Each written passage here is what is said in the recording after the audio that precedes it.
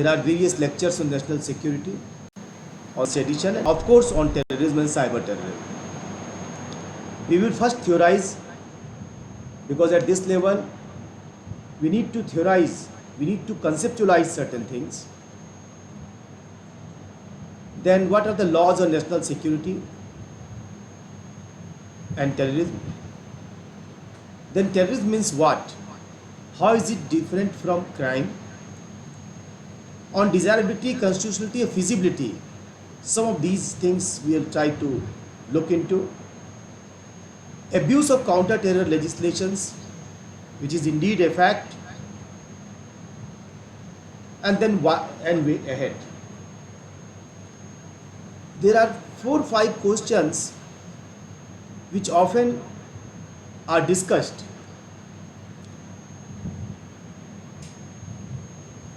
Thank you for the comment. Regarding misuse, there are many questions. Whether it is a tool to suppress dissent, what is the matter of bail? There are many acquittals and less convictions. Why so? Can mere membership be punishable? In 2023, there is a judgment by the Supreme Court. Yes, a membership can be punishable. Mere membership of terrorist organization is punishable.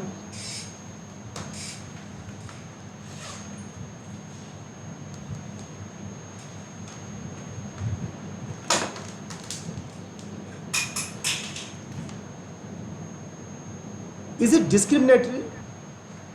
Is the law discriminatory in the sense that minorities are the victims? Is this notion correct notion?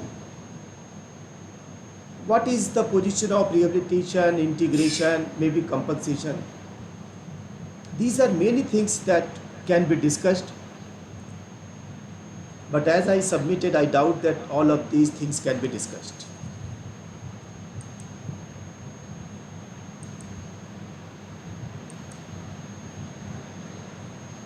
Now,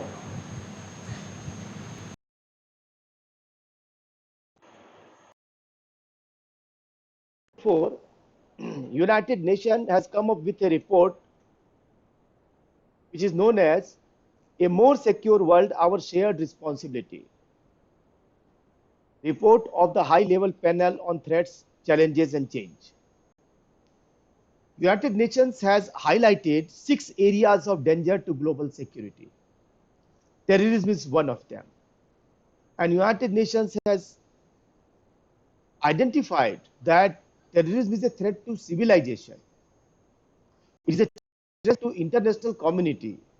So that way, international peace and humanity.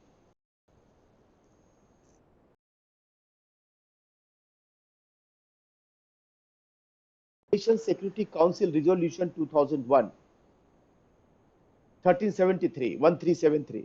It says, all states shall, so it is mandatory, not discretionary, ensure that any person who participates in financing, planning, preparation, perpetration of terrorist act, or in supporting terrorist act, not just doing something, financing, not conspiring, not making preparation, not actual doing of the act, but even if you support terrorist act, is brought to justice.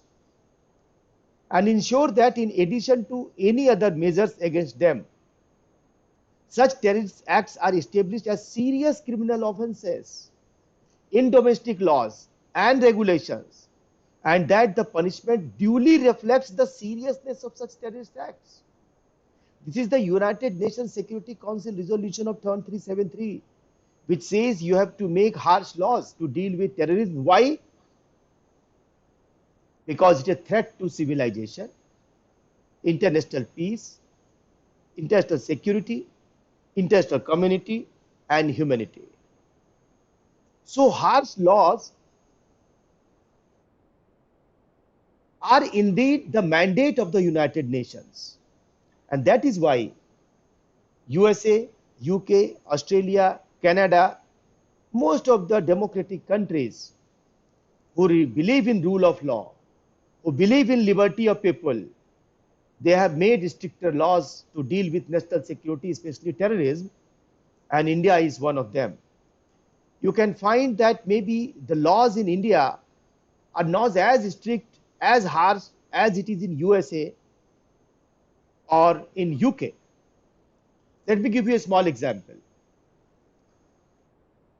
There is a Terrorism Act of UK. It was amended in 2019. Now, section 57 and 58 of UK Terrorism Act, it says that if you are only downloading a material which has some link with terrorism, or you are mere surfing, not downloading, mere surfing a website which has some link, which may have some link with terrorist activity, then the police can knock your door. It does not mean you will be prosecuted and punished immediately, but the law clearly says that you will have to suggest that you are surfing a website for research purposes. You are surfing a website for journalistic purposes. You are downloading a material for your research purposes. But if you have downloaded, it is your responsibility to establish. It is not the responsibility of the prosecution. Secondly, mere suspicion, not even beyond reasonable doubt. Reasonable suspicion can be a ground for conviction under UK law. Fortunately, we don't have any such law in India. What is the purpose of this information? The whole purpose of this information is that the countries who often preach us on human rights, who often raise flags on violation of fundamental rights, their laws are indeed more harsh and drastic than Indian laws. We don't have any law which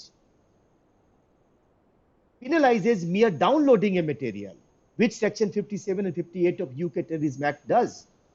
And it is not done in the wake of 2001, not type of knee-jerk reaction. 2019 they have done it. So you can understand how they are trying to fight against terrorism. Why this is so? Because terrorism is not a type of simple crime or just a serious crime. It is a sui generis enemy. It is sui generis in the sense that people who commit terrorism, they are proud of it. They say that we will do it again. If you are alive to the news channels, you'd know that IS has recently sent messages that in the next football event, you choose 3 places and tell us where we have to bomb blast. This is how the terrorism is. So it is a sui generis type of enemy, and therefore it is not only punishable when it is committed, but it is punishable at the preventive level. Why? Because we cannot and nobody can deter, no law indeed can deter a suicide bomber who is proud to commit terrorist activity. Therefore, mere supporting, mere membership, mere preparatory stage, everything is made punishable in India, in UK, in many countries, for which one of the mandate comes from United Nations. At the same time, Inter-American Commission on Human Rights and various other commissions, United Nations itself, our Supreme Court also, they have warned that in the fight against terrorism, we should not take advantage and abuse the law. So it must punish the guilty, but only the guilty. Not just because we have some confusion. So we have picked a person and started prosecuting the person, and then he is he is found to be not guilty. So a state must function within the rule of law. Now, how India has attempted to respond to it. But let us see, when we theorize, let us go to the constitutional provisions that deal with national security. Union list, entry 1, entry 2A. So entry 1 deals with defense of India. Entry 2A deals with deployment of armed forces. Entry 9 deals with preventive detention for defenses. I'm not going in state list or concurrent list. Criminal law is a matter of concurrent list. Police is a matter of state list. Preventive detentions are also matters of state list in certain cases. So Union list contains defense of India, and all central enactments like National Investigation Agency Act 2008, TADA, POTA, UAPA, they are passed under entry 1. When these laws were challenged in the Supreme Court, one of the ground was that terrorism is a matter of public order, and public order is a state subject. So therefore, it is only the state that can make laws, not the center, that is the parliament. Then the Supreme Court held that no, while crime is a matter of public order, terrorism is not a matter of public order, because it directly deals with defense of India, because it challenges sovereignty and integrity of India, because it challenges nationwide peace and security. So therefore, the parliament is well within its jurisdiction in passing law, and terrorism is not a public order problem. It is a national security problem. Why is this statement important?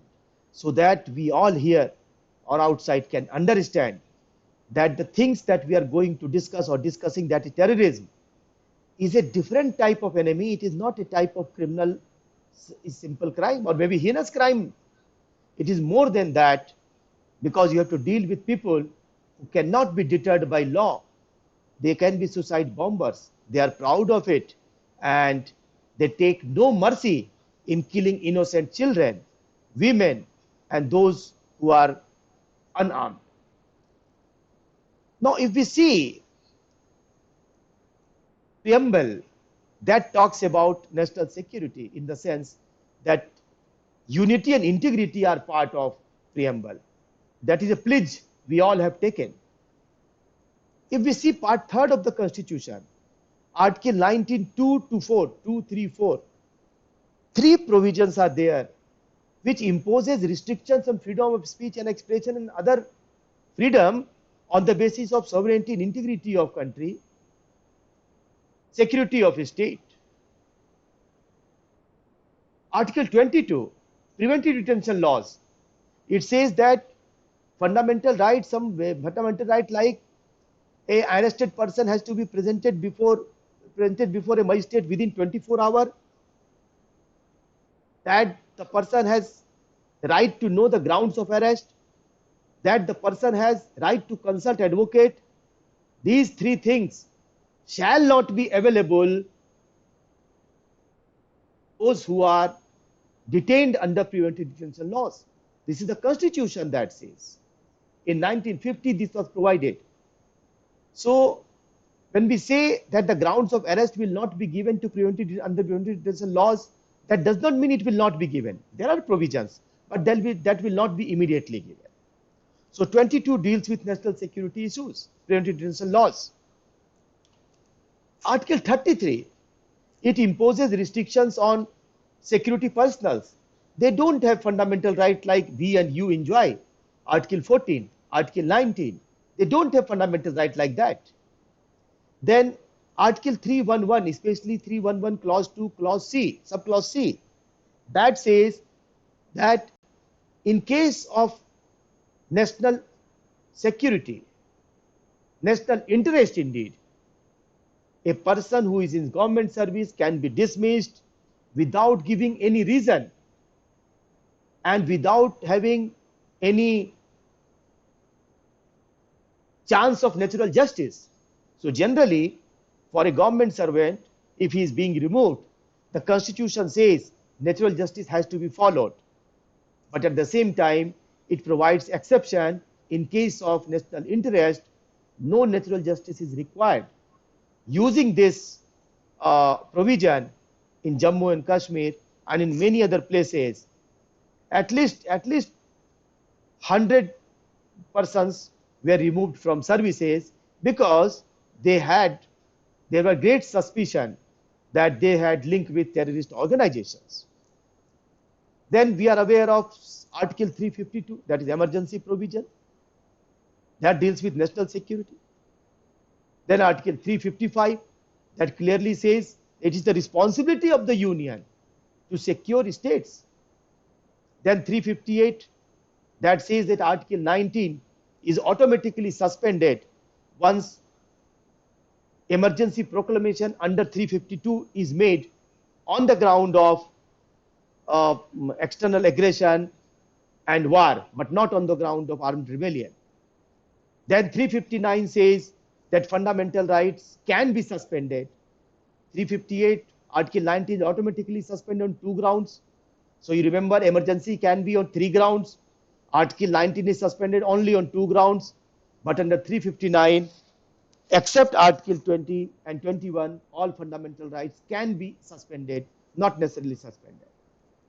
Then Schedule 3, that says that every MP, every MLA, every person who is contesting election has to take the pledge to secure the sovereignty and integrity of India.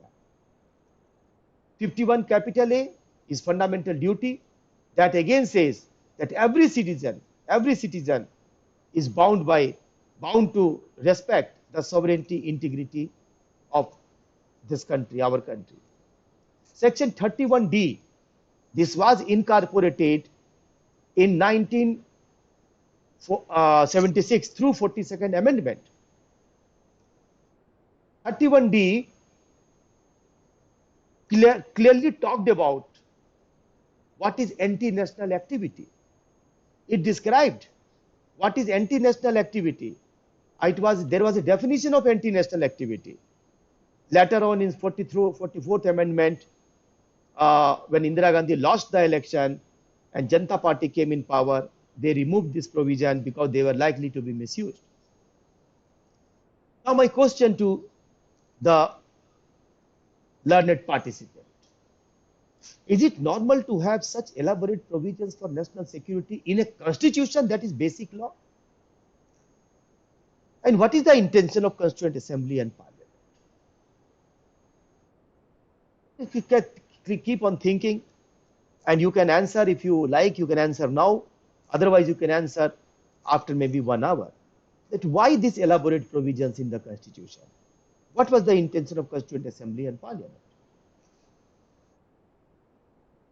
Now, in order to deal with national integration, national security issues, we have seen 1950 Constitution of India. 1950 itself, Preventive Detention Act was passed. Preventive Detention Act, I told you that under Article 22, a preventive detention law can be passed, and that law means you don't have 3 rights. You cannot be presented before the court within 24 hours. You have no right to know the grounds of arrest within 24 hours. Of course, within 7 days, you have right to know the grounds of arrest, and you cannot consult your lawyer immediately. Of course, the lawyer can present you when it challenges the law under 226 or 32 of the Constitution. This is preventive detention law. 1950, it was passed in the time of framers of the Constitution, Dr. Ambedkar, Pandit Nehru, Sardar Patel, a lot of them. In A.K. Gopalan, this was the first significant case. He was arrested for something which was done. He was detained indeed for something done 47 onward. He was a communist leader. And communists initially, in the initial days, the communists have a different type of ideology. A group of them wanted to further break India. Maoists were number one in them. They supported China. Gopalan was not like that. I'm not suggesting Gopalan was like that. But his philosophy was that if you want to change the government, and if gun is needed to be used, you use the gun. Don't worry, don't hesitate to use the gun. Overthrow the government with the use of force and power. So in this judgment, preventive detention law was challenged, but except one section, rest of the sections were declared constitutional. Then in 1958, Armed Forces Special Power Act was passed by Pandit Nehru because he found that in Northeast, especially in Nagaland, a lot of secessionist tendencies are coming up. So he passed the law 1958 Armed Forces Special Power Act, which was later in 90s applied to Jammu and Kashmir, and prior to that it was applied to Punjab also. In Punjab it was used by Indira Gandhi ji, followed by Rajiv Gandhi ji. In Jammu and Kashmir also it was used in the time of Rajiv Gandhi ji. 1967, Unlawful Activities Prevention Act was passed. A committee was formed to deal with the issue of national security, and this committee has suggested to pass Unlawful Activities Prevention Act, a harsh law, but it did not contain words like terrorism and other things, but this law was existing in 1967. 1971, in order to further deal with the issue of national security, Maintenance of Internal Security Act was passed in the regime of Srimati Indira Gandhi. It was grossly abused in 1977 during emergency, 75 to 77. Then in 1980, National Security Act came because MISA did not exist. So National Security Act 1980 came in. It was challenged in the Supreme Court in A.K. Roy case. The Supreme Court declared that this law is constitutional and valid. Then in 1984, regarding national security and terrorism, a big development took place.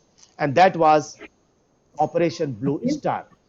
Operation Blue Star was an operation that took place in Amritsar, Swarna Mandir, Golden Temple, 1st to 10 June, because the terrorists have gathered in the temple. They indeed polluted and corrupted the precinct of the temple, the vicinity of the temple. They carried arms, not just simple arms, something which was as close to missile also. They had Kalashnikov rifles and other things. So there was no option, and the Prime Minister Indira Gandhi took very correct step that army was sent for Operation Blue Star, and for 10 days this operation took place, and then the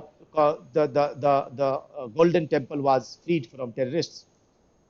Then in 84 July, within 1 month of Operation Blue Star, first law on terror with the name terror was passed, that were terrorist affected areas Special Courts Act 1984. This law did not provide for any offense. This law only provided for quick trial.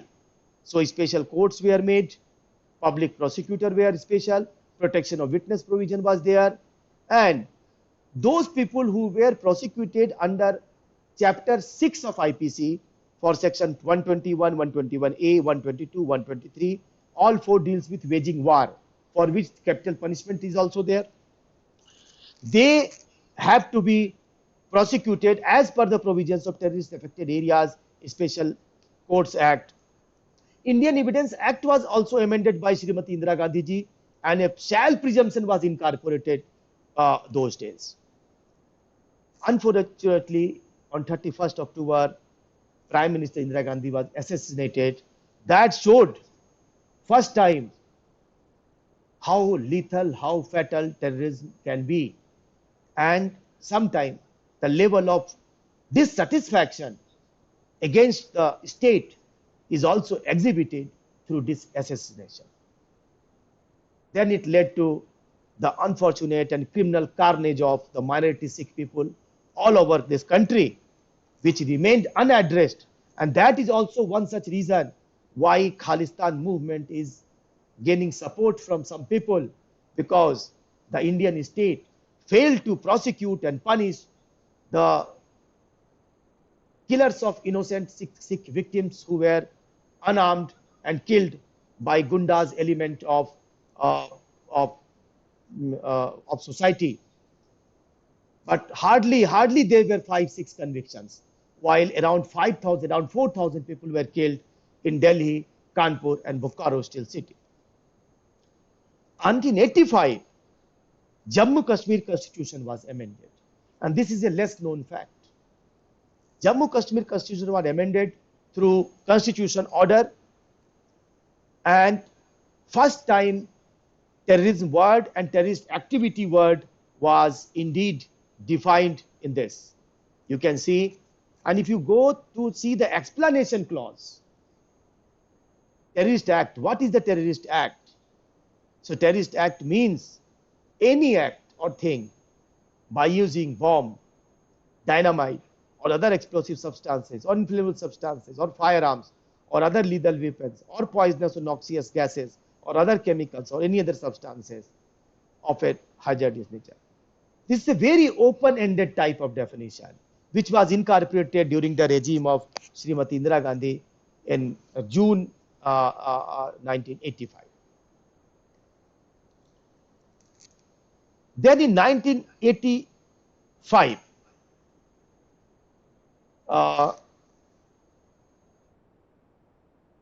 no, sorry, this was the regime of Rajiv Gandhi ji, not Indira Gandhi ji, Rajiv Gandhi regime, when Jammu Kashmir Constitution was amended. Then in 1985, TADA was brought in, and it was initially for few years, especially for Punjab. But in 1987, the TADA was applied. TADA was again passed in a different form. That continued up to 1997. Then in 2002, POTA came in. TADA is Terrorist and Disruptive Activities Act. POTA is Prevention of Terrorism Act 2002. So TADA was, when TADA was no more, then the POTA was passed by the Parliament on the recommendation of Law Commission. Then in 2004, because in 2000, TADA and POTA were very infamous. They were grossly abused, grossly misused. Of course, there were certain convictions, but then there was a lot of misuse. So they were replaced in 2004 by Unlawful Activities Prevention Act. Unlawful Activities Prevention Act 1967 was amended. It was amended in 2004, and new law to deal with terrorism came in. It was further amended in 2008, 2012, and 2019. In 2008, two new developments took place. Information Technology Act came in 2000, but it was amended in 2008, and cyber terrorism as a separate offense was incorporated under Section 66F of Information Technology Act. Cyber terrorism, very broad definition, but certainly very vague definition also. In 2008 also, a procedural development took place, and National Investigation Agency Act 2008 was passed. This National Investigation Agency was created to investigate only national security cases and other cases also, but mainly for national security cases, because police or sometimes CBI were not very well equipped to deal with these type of cases. Then there are state enactments also to deal with national security issues, especially terrorism. So take example of Chhattisgarh, Vishesh Jan Suraksha Adhiniyam 2005. It was passed to deal with Naxal terrorism. And then Guj Koka, it was passed in 2019. UP Koka is also passed. Makoka, Maharashtra Control of Organized Crime Act, this 1999. This also deals with organized crime and a small parties for terrorist activity also. Bhuj Koka also provides definition of terrorist activity. Then the latest development is 2023, and 2023 development is that under Bharatiya Nyaya Sanhita section 113, a separate offense like Terrorism Act has been incorporated. It is a very comprehensive, very broad definition. So this is some of the description of a journey of national integration laws, national security laws, and counter-terror laws. There are many other counter-terror laws, but I'm not dealing with those. Now, what is the meaning of terrorism? So I give you a small illustration for this purpose. Suppose in one area, maybe in Chandni Chowk, A1 kills 5 persons and takes away money and jewels and other jewelries and other things. So the whole purpose was to commit dakaiti or commit loot.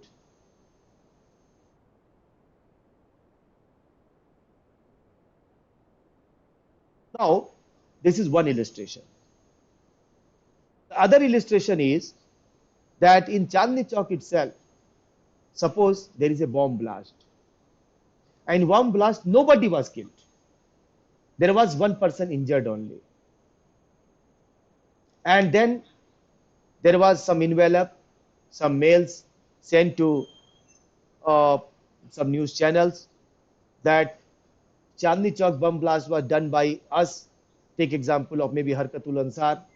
Take example of some Al-Qaeda, ISIS or anyone, which says that we have committed this bomb blast and we will do more. It is just a trailer and we are proud of doing it. Now see, in first case, 5 persons were killed.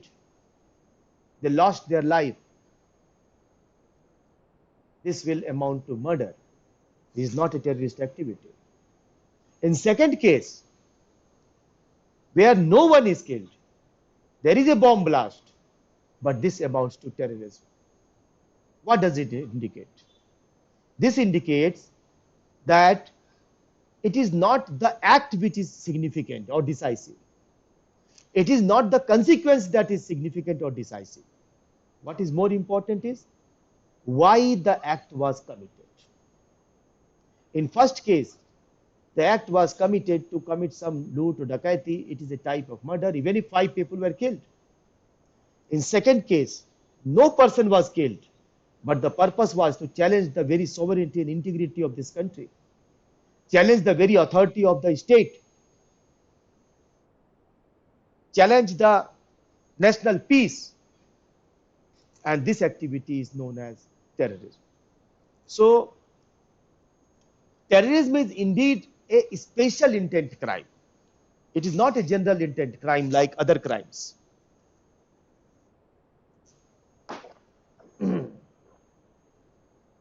And so specific intent is required for terrorist purpose.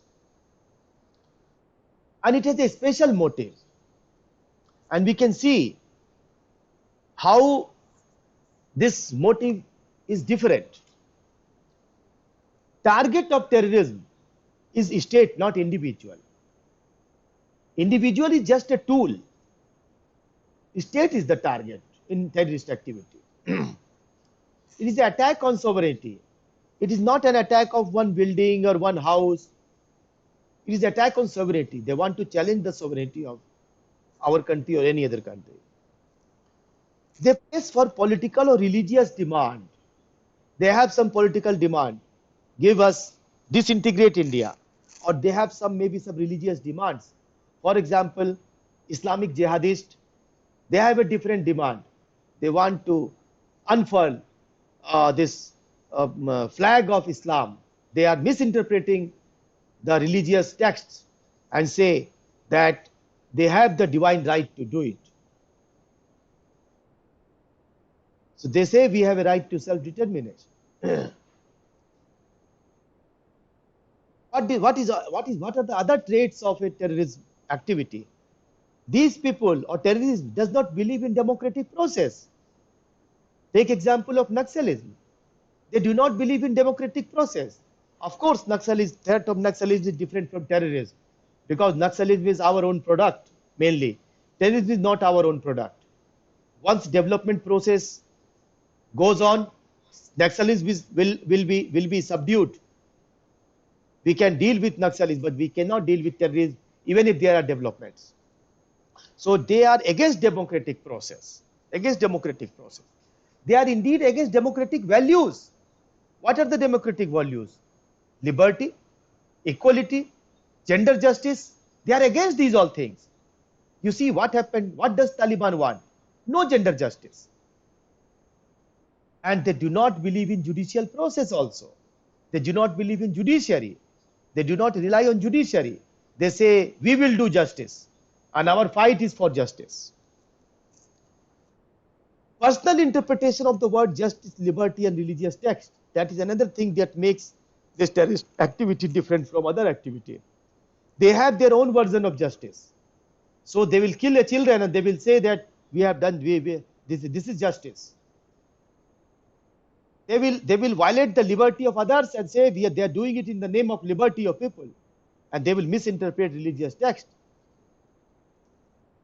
They indeed believe in violence without mercy. They say it is jihad. They say it is just war. They say it is a war for justice, war in the name of religion. Khalistani also are doing the same thing. So what is the conclusion of this discussion? The conclusion of this part of discussion is that we need to differentiate between a criminal activity and a terrorist activity. Every terrorist is a criminal, but every criminal is not a terrorist. Every terrorism is crime, but every crime is not terrorism. So just because somebody has done something, maybe killed 5 persons, he does not become a terrorist. He still remains an offender, an accused, or a criminal. So this is how this is the difference between a terrorist activity and a criminal activity. Law Commission has rightly identified in 156th report 1997 that there is no country in which there is a small minority group, not a small minority group commonly known as terrorists, which is always up in arms against the established government. They will always remain dissatisfied. The secessionist activities has reared his ugly head in countries which appear to have an integrated personality. Those countries which are not very diverse like our country, there also secessionist activity has come up. So this is the Law Commission finding 156th report.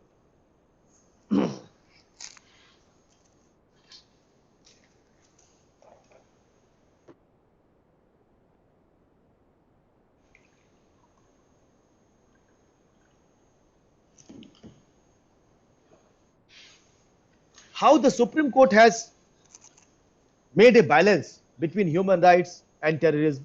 This passage is one such example. There are many such passages.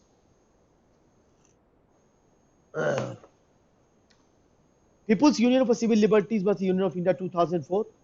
In this case, the constitutional validity of quota was challenged, and the court held or observed that though violent behavior is not new, the present day terrorism in its full incarnation has obtained a different character and poses extraordinary challenge to civilized world. The basic edifice of a modern state like democracy, state security, rule of law, sovereignty, integrity, basic human rights are under attack by terrorism. Understand? So when we talk about terrorism, we should be very careful.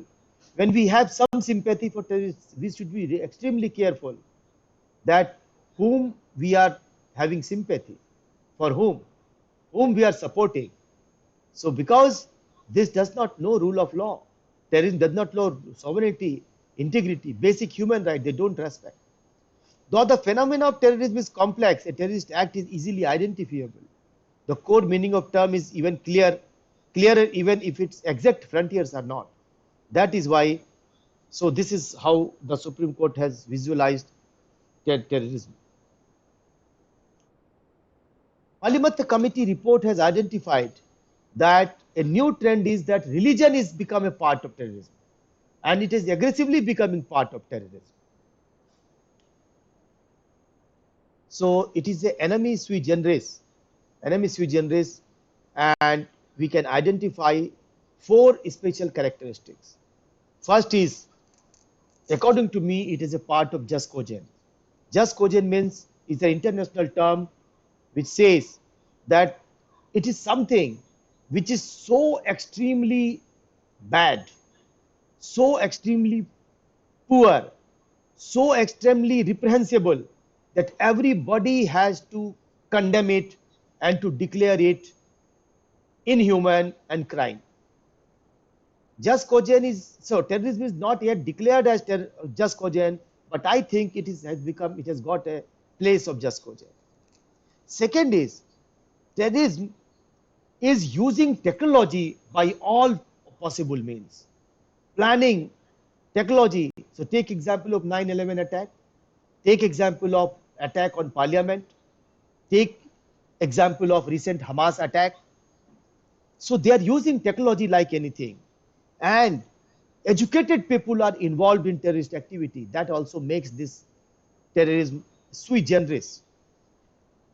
This is not just militant ideology. This is not an ideology which is only militant want to kill. They have political and ideological supporters. Some of them identify themselves as a human rights defenders. They talk about justice, but indeed they are hardcore supporters or terrorists who commit heinous crimes. And the religion, I told you, that religion is the new incorporation which has got very much involved in last maybe 10-15 years at international level.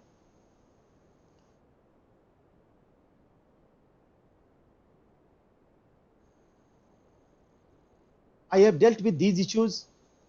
I will not touch these things because I have already dealt with.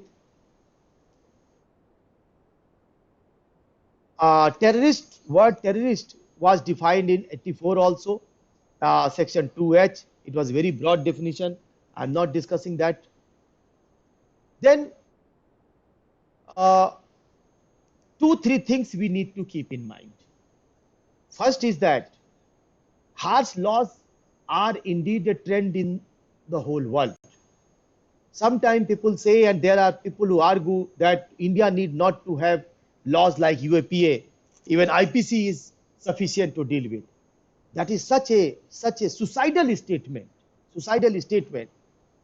When the whole world is making its law stronger and stronger, and United Nations is suggesting that we have to make stronger laws, suggesting that we need not counter-terror laws is just a suicidal statement. It is an international trend.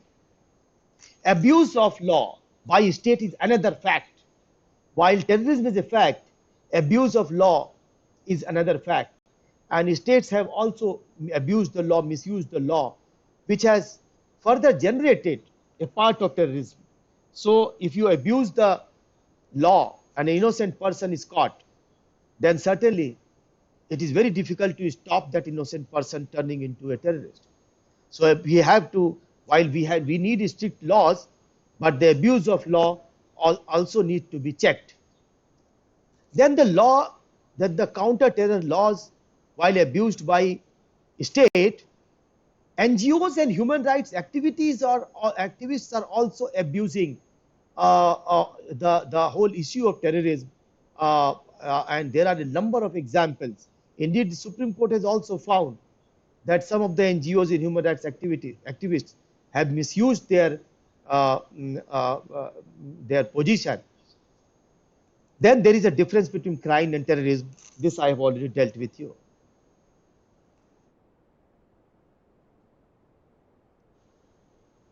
Now, I wish to discuss 3-4 points which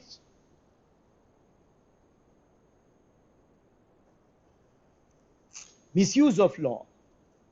So as I discussed with you, current law is Unlawful Activities Prevention Act. Prior to that, there was TADA and POTA.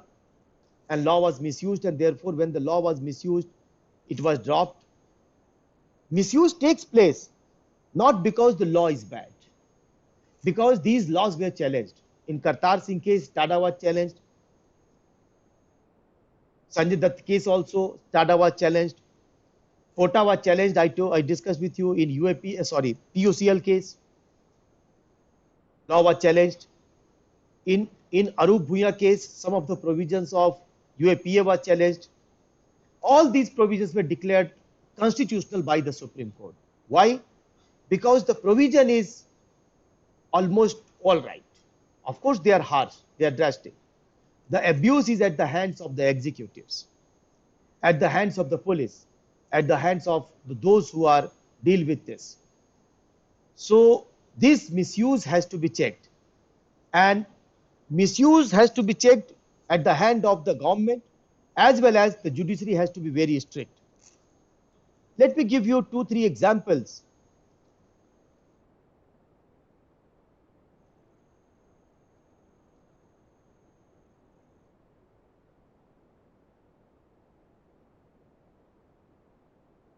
Yes,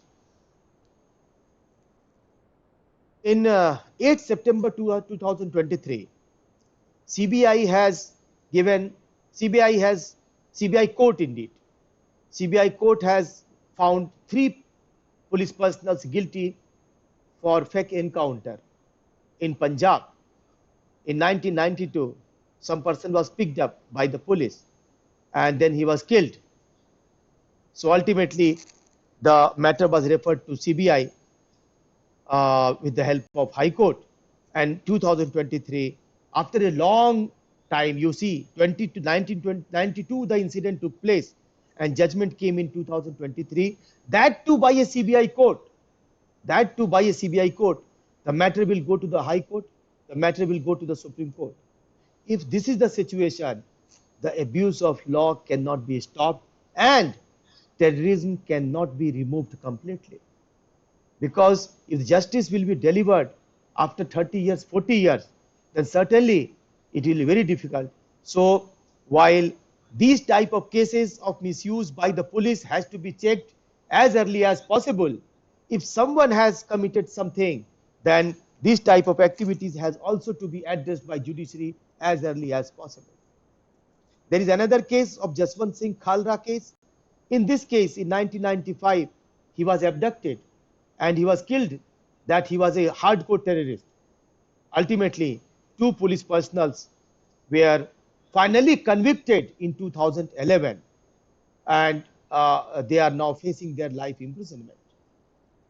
I understand that these people who are constable or head constable have not done it themselves. There must be some protection of big officials, and big officials should also be taken to task anywhere, be it Jammu and Kashmir, be it Punjab, be it Nagaland, or anywhere. If we want to eliminate this threat of terrorism, then first is that the laws should be used properly, and second, in case the law is being abused, that has to be checked as early as possible. Now, I wish to take some of the questions that may be in your mind. Just want to remove confusion from mind of many people. Now, the issue of bail. But before that, I will discuss whether UAPA is a tool to suppress dissent. I won't say that it's a tool to suppress dissent. Of course, there are some examples, not many, but there are some examples where Tada and Pota was abused, and then I have discussed with you how judiciary has dealt with them, of course, with great delay. But is UAPA being used to suppress the dissent? There may be 1-2 cases of abuse, and in a rule of run society where checks and balances are there, where judiciary and independent and strong judiciary is there at the level of High Court, at the level of Supreme Court, in case someone is suppressing dissent deliberately, that cannot go for a longer period. So suppression of dissent, it is not a very strong argument for me.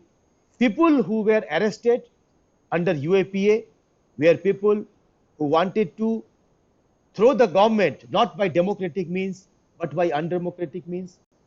The people who tried to do something which is completely criminal, they were the people who had connections with terrorist organizations which are banned terrorist organizations. They were the people who indeed supported directly or indirectly Maoist or terrorist activities, or Maoist people who believe in violence and kill a number of people. Now, so far as the issue of bail is concerned, we have often heard that bail is not being granted. Bail is not being granted in UAPA because in special laws, take example of PMLA, take example of NDPS, take example of POXO, and take example of UAPA. Bail rules are different type of rules, and these rules are passed by the parliament. Some of them are passed by indeed the previous government, those who are in opposition, and some of them are passed by the current government which were in opposition previous. So both type of government with two different ideologies have passed these laws.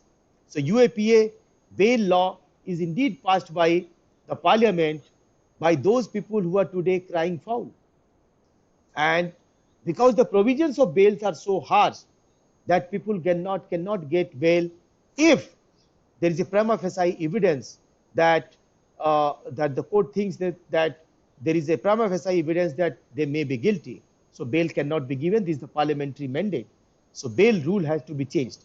Of course, I would like to cite Najib judgment. In Najib judgment, the Constitution Court says that of course the Supreme Court has power to dilute the provisions, and they are diluting also. Now in the bail law, there is a great confusion that only a particular group of people are not getting bail. I do remember one of my discussion with one of the great professor, I'm not naming him, and he told that anti-government people are inside the jail and they are not getting bail. So I asked him, sir, since how long they are in bail? They are in jail. He told me, sir, that it is for 2 years or 3 years. Then I told him that, sir, in under UAPA, there were people who remained in jail without any charge sheet for around 9-10 years, and he did not agree. Then I showed them that there are at least two names, Colonel Purohit and Pragya Singh Thakur. They were accused, they are still accused, and I am not supporting anyone, but they also remained in jail for around 8-9 years. So when they were in jail, we remained silent. We did not say that it is abuse of law. So now many people are inside jail. They are not getting bail. Only precedent is being followed. So the law needed to be changed, and we needed to flag the issue at the right time, not on the basis of our ideology or support. Regarding acquittal, are there various acquittals? Certainly there are various acquittal. And acquittal indicates that the judiciary is not partial. Judiciary is unbiased. Judiciary these days, there are various attacks on judiciary. That number of acquittals shows the failure of the prosecution. At the same time, it restores confidence in judiciary that acquittal takes place. However, there is one thing on which I do not agree. Take example of Akshardham attack case. And in Akshardham attack case, the Supreme Court came to the conclusion that innocent people were implicated for Akshardham attack, and they were acquitted. They lost their 10 years. I'm surprised why the Supreme Court did not give any compensation. That I think was a wrong step. Supreme Court must have given them compensation. Among the recent development, 2023, Arup Bhuiya versus the State of Union of India and State of Assam, the Supreme Court has declared that mere membership That is conscious membership. That is, I am aware that some organization is a terrorist organization, and even if I am aware, I become member of that terrorist organization, either by physical means or by online means. I become member. The Supreme Court held that mere membership, even if you are passive membership, but you are a conscious membership, that is punishable under UAPA. Are minorities, is the law discriminating against minorities? I don't think that is a correct assessment. It is an unfair assessment to say that minorities are being targeted, especially for UAPA.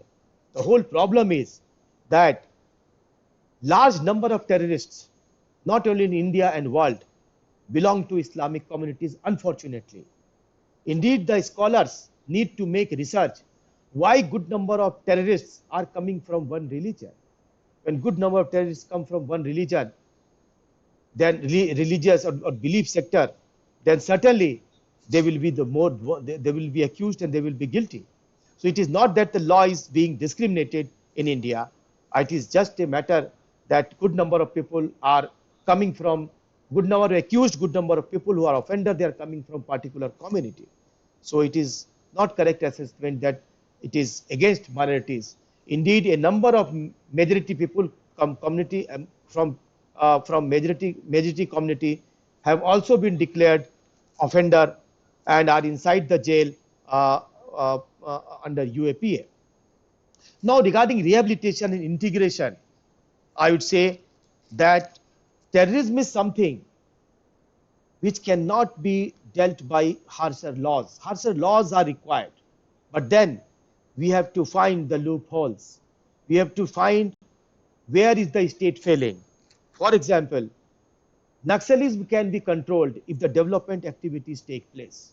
And we are now finding that a good number of Naxal activity is now has been subdued.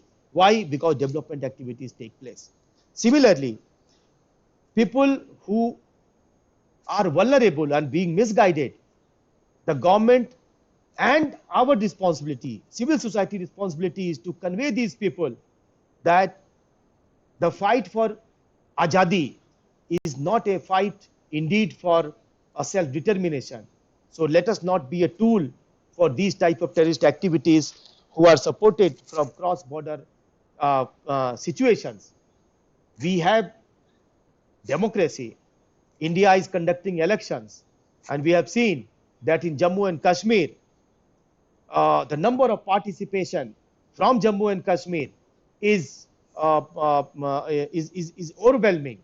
That indicates that the government policies are fruitful and people want to participate. So in a democracy, if you think that some injustice is being done, become a part of a democratic process. One of the hardcore terrorists, they also became the part of parliament. So even if you are a hardcore terrorist, if you are a hardcore secessionist, the law permits them to become a part of parliament. They can come to the parliament and convey their dissatisfaction. Then we have Supreme Court, we have high courts which are very independent. We have a very vibrant media where their dissent can be identified. And in the time of social media, no monopoly of a media can continue. So with that, I welcome the questions which are posed. I shall try to read some of these questions, and then other questions I will try to discuss. First question is Umeshwari Dhakar. The question is, supporting terrorism is a crime. However, my concern is with regard to the public staying in the area where terrorism is prevalent. Here the public are targeted by both police, army, force and the terrorists. If they support the police, the terrorists would target them. And if they support the terrorists, they are targeted by the army. In such situation, how we can safeguard the rights of these people? Excellent question. Excellent question. Umeshwari Dhakarji, that in Jammu and Kashmir, in the Naxal belt, the people, the innocent people, have no choice. If they take so in these cases, I think state has to be more and more powerful, and state has to be so powerful that they have to ensure the security to these people, that in all cases the state is going to secure it. Number one. Secondly, the state should be more sympathetic to them. They should not treat these people who sometimes go for support of them, because this support is not willing. This support is under pressure. Under pressure support is not a willing support. The state must understand, and only in those cases action should be taken where the worker is a supporter, is indeed a willing supporter. So number one, state has to be more and more powerful, so powerful that people should feel that they are protected under the umbrella of the state. This can be one such balance. Second is question is Anandita Sarkar Datta. Uh, as we are Union of India, not United States of India, which suggests that there is no official contract between the states and union to be part of the same land. That is why a vast laws are enacted to maintain the unity and integrity of India. So I think this is not a question; it is a comment, and very rightly you have mentioned, Anindita, that we are Union of India, not United States of India. When the Constitution, drafting of the Constitution was going on, B.N. Rao came with the proposal, and Article 1 said that India that shall be a federation of states. And the word federation of states was used not in one place, but in many places. But Dr. Ambedkar has rejected this proposal and incorporated the word Union of India. Many objections came in. The objections were, when India is a federal state, what is the problem in using the word federation of state and not union of state? Why are you using union of state? Dr. Ambedkar has responded very clearly. It said that federation of state is a word that creates a lot of confusion. And as you rightly mentioned, that gives an impression that there is a contract and one state can come out anytime at his will. But Union of India means now there is a complete merger, and now there is no going back. There is no destruction. So Dr. Ambedkar said, I want to make it very clear at the very outset that India is indestructible, though a lot of states have come in, but India is now indestructible, and we don't want a civil war to declare. A civil war took place in USA to declare that USA is indestructible. It was in 1865 to 68.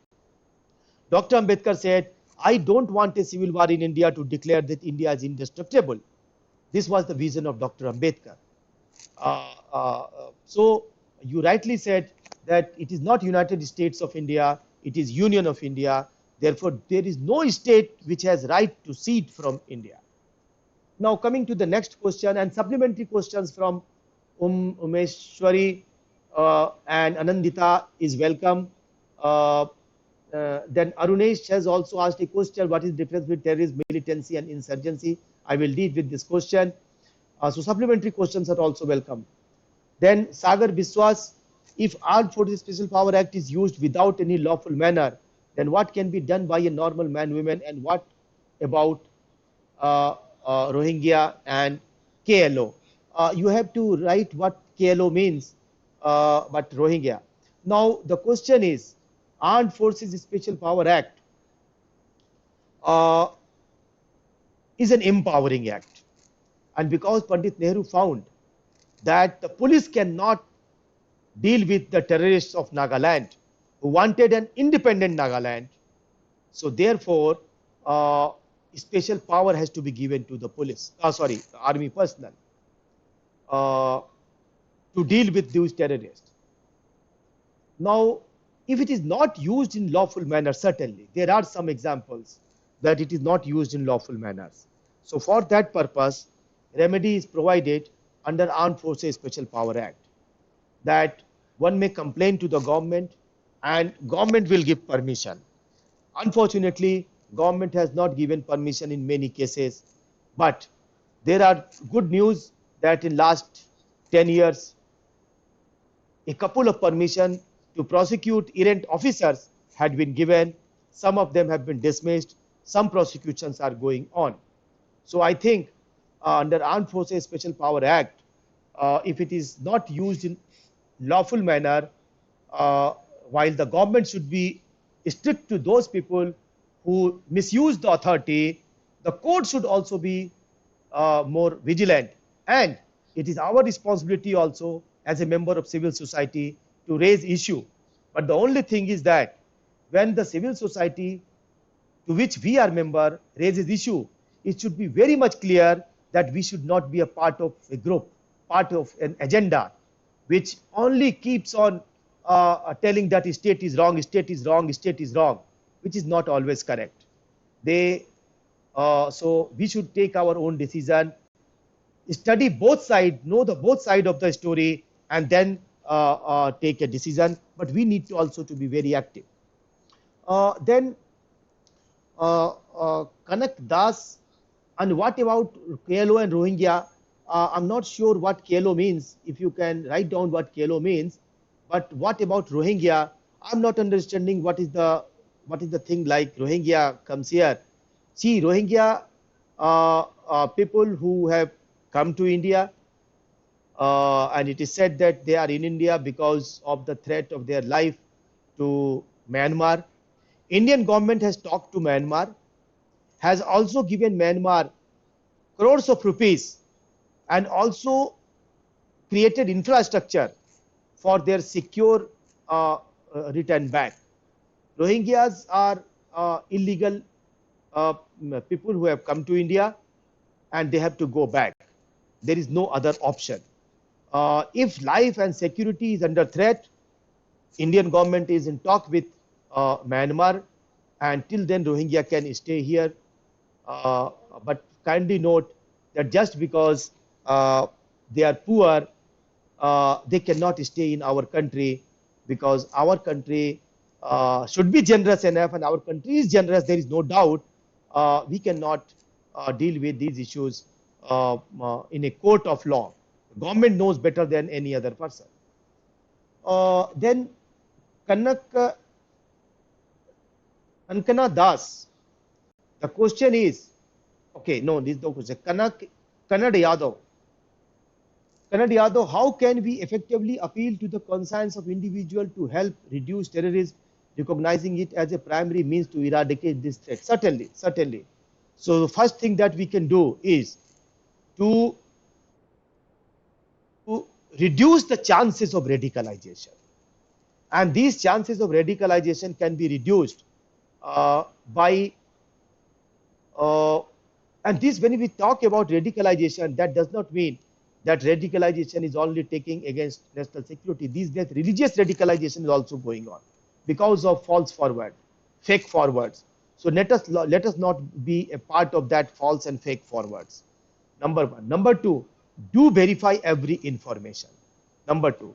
Number three, if regarding terrorism there are some misleading information, some information which gives only one part of the story, it is our responsibility to convey the rest of the part of the story.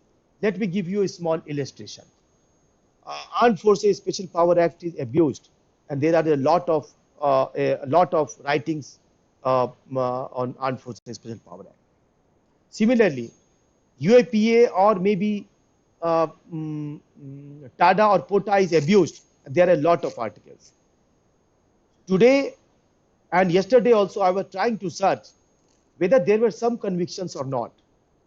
And a lot of people who have submitted their reports on abuse of law, 99% of them have never written that there were some conviction of police officers. Life imprisonment have been given to police officers at the rank of SP and DSP level officers. Why? Why they have not given? Because they are probably, they don't want to bring this to the notice. So our duty is to convey the correct picture, Those who are abusing the law, misusing the law, we have to condemn that. But if the state has taken action, we have to appreciate. This balance have to be created, and this way we can do our a small job, not to be carried away by one news or other news. What is the difference among terrorism, militancy, and insurgency? See, terrorism is something which I told you, discussed with you, that terrorism is an international phenomenon. It is generally motivated by ideological things, sometimes religious things, sometimes political things. Militancy and insurgency can be domestic in nature, can be because of poverty, can be because of unemployment.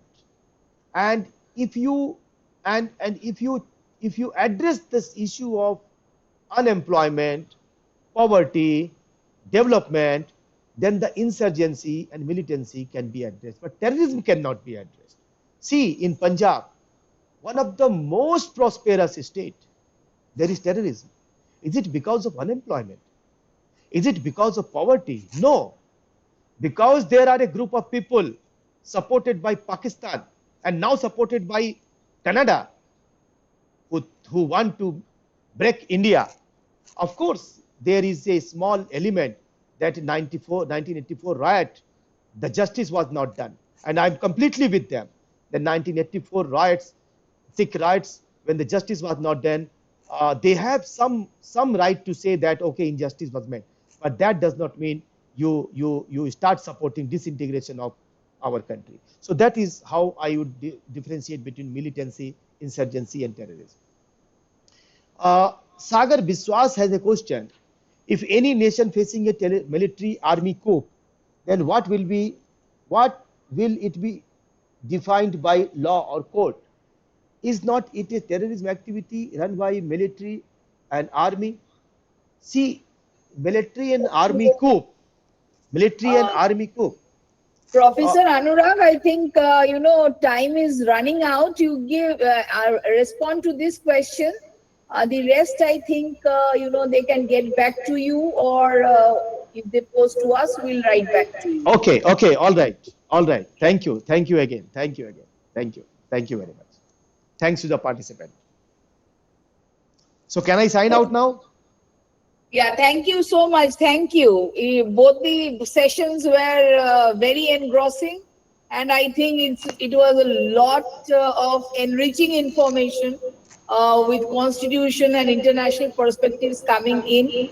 So thank you so much, because we give them a little time for maybe a little break, and then we resume back by 10:30. So thank you, and love to have you sometime here amidst us. So thank you once again. So I again request, if you find that some of the ideas were useful, you join my YouTube family.